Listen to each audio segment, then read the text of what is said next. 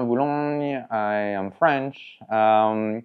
I am currently an assistant prof at IESE Business School based in Barcelona in the Strategic Management Department.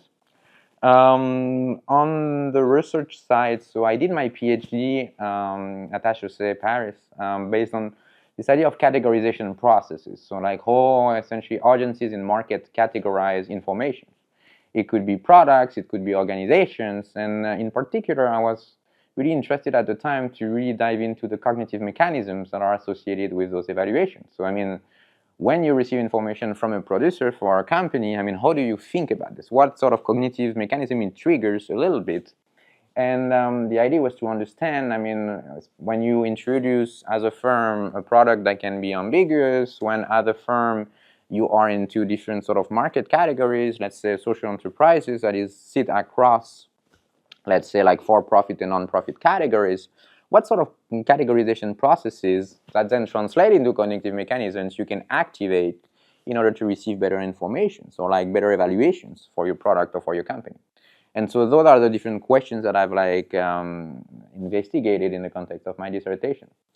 In parallel, to some extent, I was also very interested in topics related to sustainability. So before the PhD, I was involved in with different organizations as a sort of project leader, if you will, especially in an organization which mission was to essentially connect entrepreneurs from disadvantaged urban areas, so the banlieue in France, to large companies. And I've worked on this topic for economic development for many years before doing a PhD, and this is an interest that I've kept over the years. So I mean, during my PhD as well, I had an industrial partner which is called like the French Public Bank, so PPI France, and thanks to sharing this data, I mean, we worked on a paper related to impact investing that's been published recently in SMJ.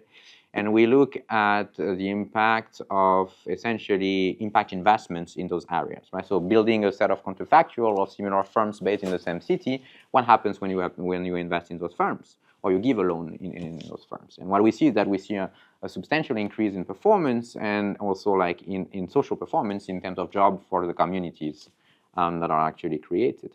And so my topics, so to get back to your original questions, now, I mean, what I'm really interested in is understanding what are the sort of like how firms impact stakeholders. So like, and that relates to this idea of categorizations when you have stakeholders being mostly the customers, for instance, or the audiences.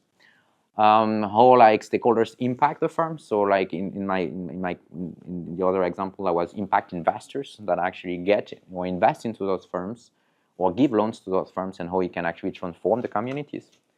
And also like what happens when those stakeholders are actually integrated into the firm.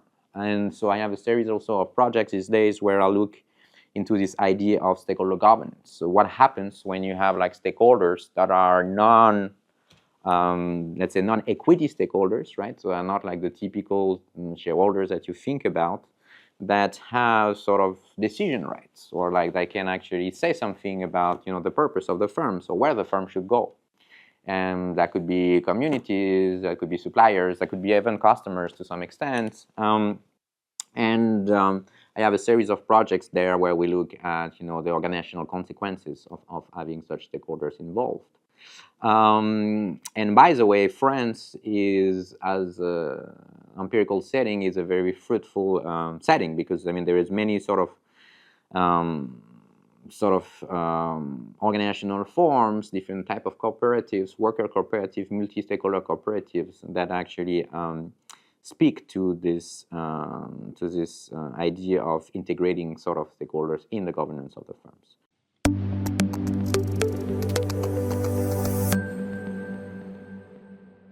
So there was two things. So the first idea that like I always had this interest from a theoretical perspective. It's really because when you think about categories, something that always comes to mind is the idea of category spanning, right? So I mean, like you have, again, organizations, products that span categories, and again, social enterprises are usually a case in point and are very typical of that because they do many things, right? So they are trying to have a social mission, but at the same time, it needs to be profitable. And at the time when I was studying my PhD in 2014, I mean, there was like this sort of almost dominant sort of a theory about in category research, coming from some research in population ecology from Mike Cannon and others, that actually move a little bit more to category research. There was this idea of like category spanning should essentially be discounted for two main reasons. The first one is it's like it brings sort of like cognitive difficulties for agencies, right? So I mean, like it's hard to understand what they are doing because they are doing multiple things at the same time, and it's a bit confusing for audiences. And there is also a sort of like more capability, sort of like resource allocation type of argument, which is more like, hey, I mean, if you are spanning those two categories or multiple categories at the same time, you're less likely to do as well as someone who is not, right? Because you're more likely to dilute resources or dilute your capabilities. Therefore, you may not have the same advantage to some extent. And that was a strong argument. That was a very compelling argument, but that did not encapsulate the full sort of extent of what we could empirically observe, right? I mean, we know, I mean, just by looking around us that there are many category spanners. So, I mean, like, it was just this idea of like challenging a little bit what was perhaps the dominant view at the time, which has changed these days. So there was this theoretical argument, and at the same time, it was for me an opportunity to work with someone, like when I was starting my PhD, that was working on that topic. So it's also like meeting like a supervisor at the time. So it became my thesis supervisor, sort of Durand, who was actually working on this topic. So it's both sort of a theoretical interest and also like meeting with someone that also had this interest as well. So it's just that was the inspirations to some extent of me trying to look at those questions.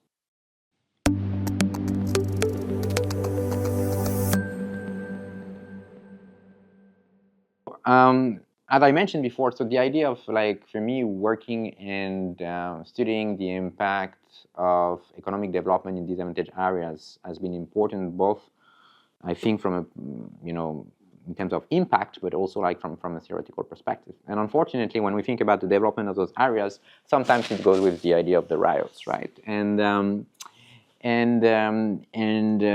we had riots in France last summer. We had riots in 2005, but it's not just in France. You can think in 2011 in the UK. You can think about the riots after the George Floyd murder in the US. And what happens is that, like, usually, I think this is really interesting to think about what it means, right? Because, I mean, this is an incident that happens usually in communities that face a number of issues related to poverty, unemployment, for instance. But you don't know when those riots are going to hit, right? So, I mean, like,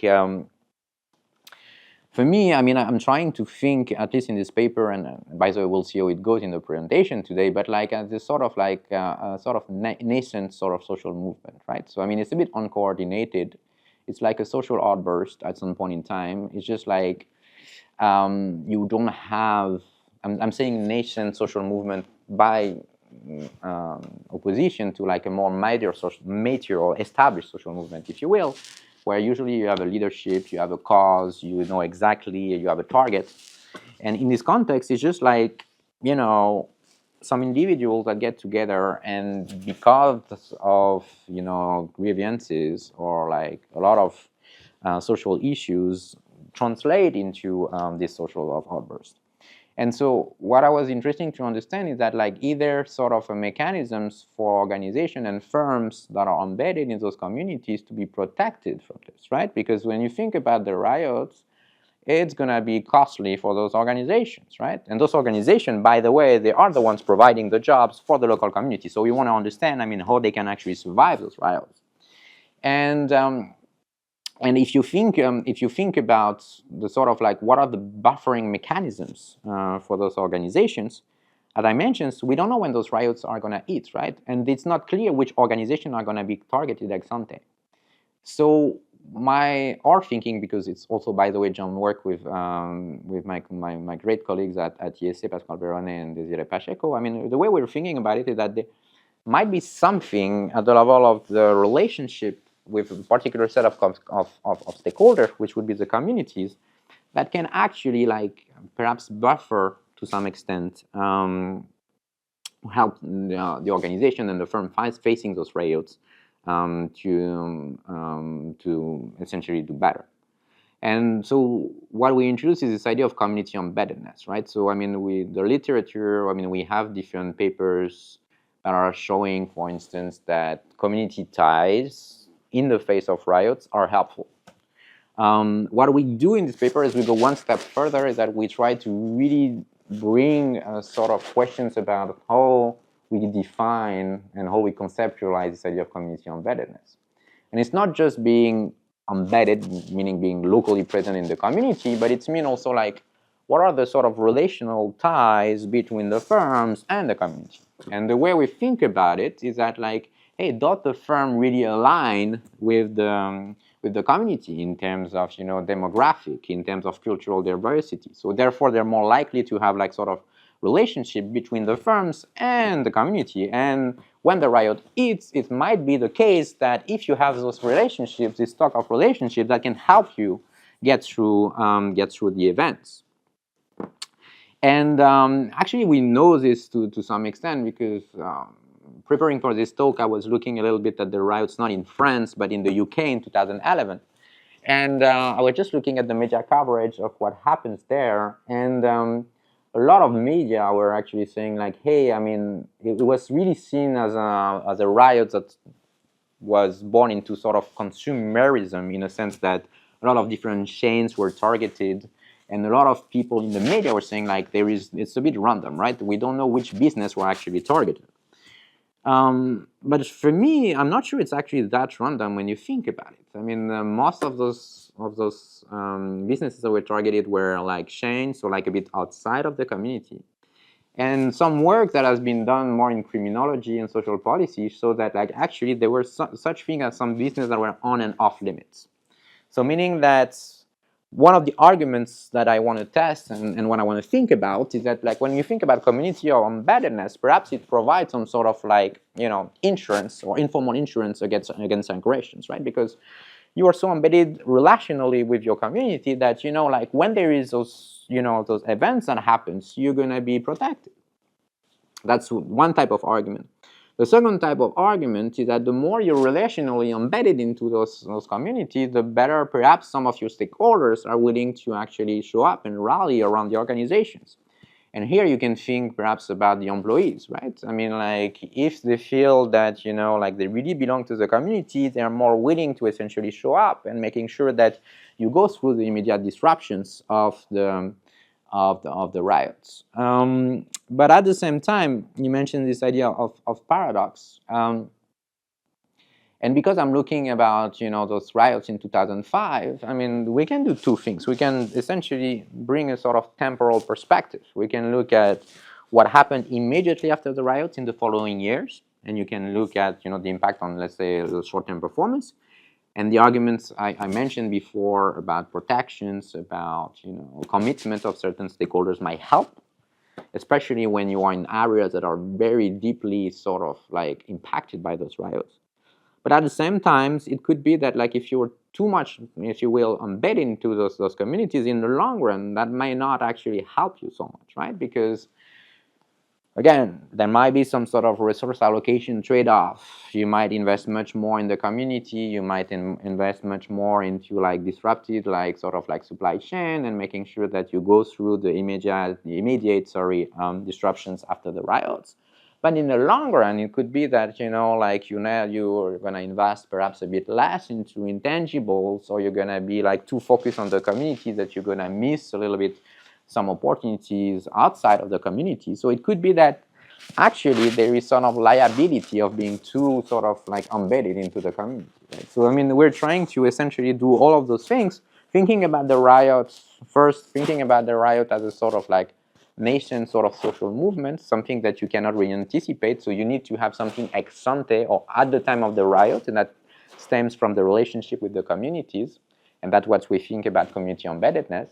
Then we think about community embeddedness not as just community tie, but in terms of this idea of like relational tie to the community. And then we bring this idea of like temporal arguments, meaning that those ties probably help in the short run, in the first few years in terms of performance, in terms of like, you can think of return of assets, but that may also create some vulnerabilities in the long run, right? So I mean, those sort of tensions and where the paradox actually probably happens.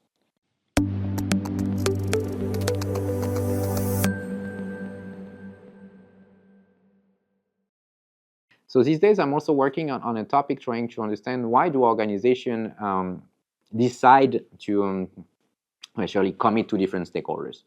And you can fit about commitment in different ways, right? I mean, you can, for instance, be certified in B Corp certification, right? So you just go, you ask an external party to make sure that your practices are actually aligned with, like what's the best in class for, stakeholder management, stakeholder engagement, and so on and so forth.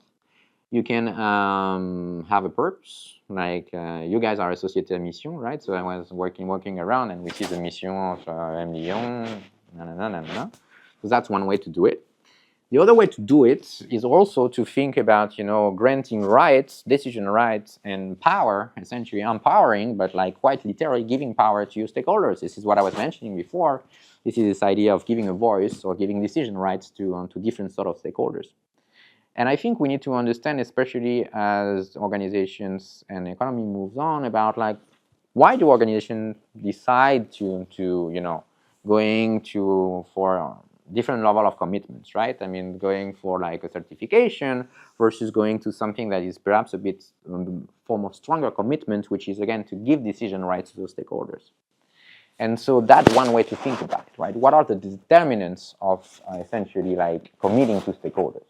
Especially in a world that's coming that's very uncertain in terms of, to be honest, I mean, how practices are likely to evolve with Gen AI, about how we're gonna like essentially think about data and different aspects, and also to some extent writing. What is gonna be very important is the type of questions that we are asking, right? And coupled with the question is the type of data we have access to. So as I mentioned before, I'm French, and we're lucky enough in France to have like different experiments around those different type of organizational forms. So for instance, we have worker cooperatives that are established from like more than a century. We have this idea of multi-stakeholder cooperatives that exist for more than 20 years. It's called like Société Coopérative d'Intérêt Collectif in France, for instance. So they are like access to source data that I can leverage because I'm French, I understand the setting, right? And I think there are great questions to ask as well, right? I mean, why do organizations commit to different type of stakeholders and why not? And so my advice, if I may, would be to really like think about what is the big question there, and what type of data that you can access, because perhaps your cultural background, your nationality, your previous experience. So I mentioned before working for a few years, 4 years, 4 or 5 years on economic development in disadvantaged urban areas. So I knew a little bit about the topic. So how can you leverage that, the contact that you had, your own networks, to have access perhaps to unique data? Because one thing that is likely to becoming a commodity to some extent is just, publicly available data that you can feed into a large language model that can probably give you some correlation of sorts, and that's gonna trigger sort of like very overwhelming sort of like data productions. And one way to think and to shield yourself from this is like, okay, I mean, how can I access myself data that perhaps not a lot of people can access to, or can I generate my own data? It could be experiment, could be survey, could be qualitative, or something that is kind of unique. And how can I couple that with great questions, right? That question of like that really matters, not necessarily for us as academics, but also for society, right? I mean, if tomorrow we have more organizations that really take into consideration stakeholders, that not only like continue to generate economic value, because you need that, especially in capitalistic societies, but like also do that in a way that, involve the different stakeholders, make sure they are like willing to contribute, and so on and so forth, we're perhaps more likely to be able to address some of the big challenges we have ahead of us.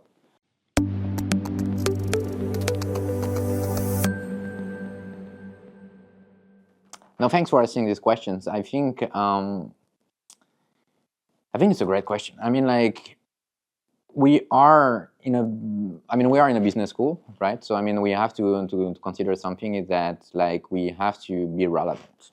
And what does that mean, relevant? I mean, it means usually something related to impact, right? And I see more and more pressures, and I think it's actually good to be, like, impactful. What does that mean? It means that we need to be rigorous. We need to first understand very well what the literature is saying. We need to be very good at the methods, whatever the method is. But at the same time, we need to be, I think, more and more better at disseminating what we are writing. That doesn't mean that we need to be good at all of this. Like, some schools, for instance, may help with the dissemination part, but we need to be able to say something that may or may not have some influence in the public debate, right? And I think management scholars, I mean, historically, I mean, because we also train students, or we train sometimes executives, I mean, we are in a very specific place to have a strong influence. So I think we should leverage this. And especially, that could be something that is a bit different from, let's say, economists. Also, when we think about the unit of analysis that usually we have, to some extent, we study organizations, right? So I mean, like, we have a sort of unique aspect that we can bring to the table, which is our connections to professionals, but at the same time, we're trained into, like, very rigorous programs. So I think we should leverage that more and more, and we need to think more and more about impact, whatever that means. But that means being able to take fundamental research, like an academic papers, and being able to summarize and being able to say, like, that's what it means, right? So there is this idea of, like, being able to talk more to non-academic circles. And what it means, for instance, is being able to do, I'm a huge fan personally of those conferences where you try to mix an audience of some academics, but with practitioners, right? So I mean, practitioners, they usually bring something that is very relevant to the table, and they also, like, give something, a flavor that we cannot do as academic, which is how do we deal with stuff. But what we can do as academic is also, like, put things in perspective, right? So I mean, we can use practitioners to help us understanding what is going on in the field, what is going on in terms of a new sort of set of practices. But our role as academics is really also, like, to put things in perspective and say, like, hey, I mean, this thing is more likely to work because X or Y, or there is this idea of, like, being able to abstract away a little bit more from the ground up. So all that to say, I think management scholars can have impact, for sure. The issue for us is always to manage complexities, right? Because we're always pulled in many different sort of directions. I mean, we have to do very good research, we have to teach, we have to do service, we have to make sure we disseminate this impact. So it's, like, always hard to perhaps allocate time and find the right pathway through those different type of trade-offs, because at the end of the day, I mean, we only have a limited amount of time. But I just think it's going to be more and more important that we spend more time disseminating our research and having an impact.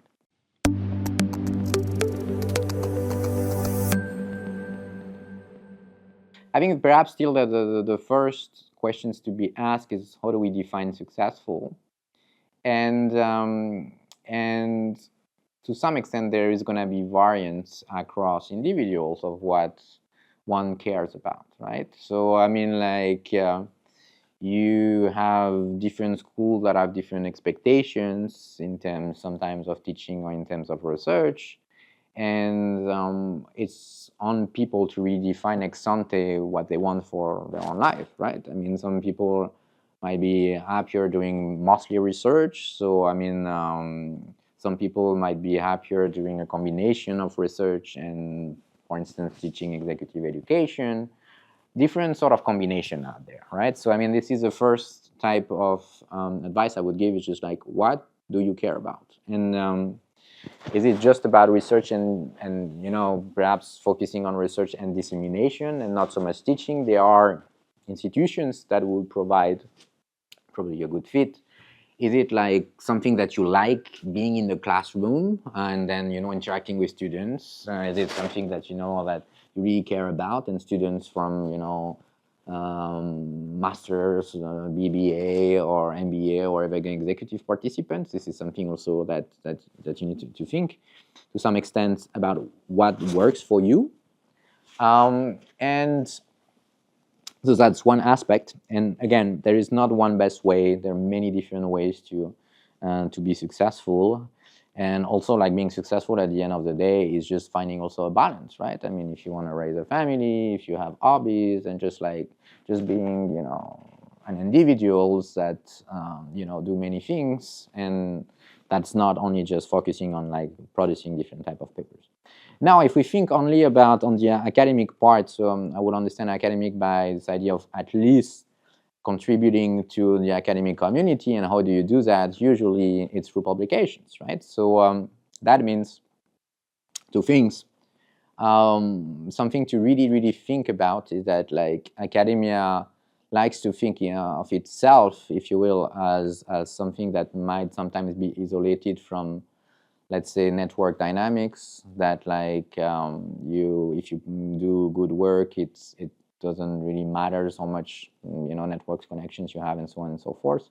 I'm not too sure about that. Like, it's still a business of relationship at the end of the day. It's about your relationship with your co-authors, relationship with like different people you talk to. So go to conferences, try to be visible without being annoying, right? So I mean, people have a limited amount of time always, so you have a political capital, which is time. Don't overuse it, but like still use it to some extent, right? So try to be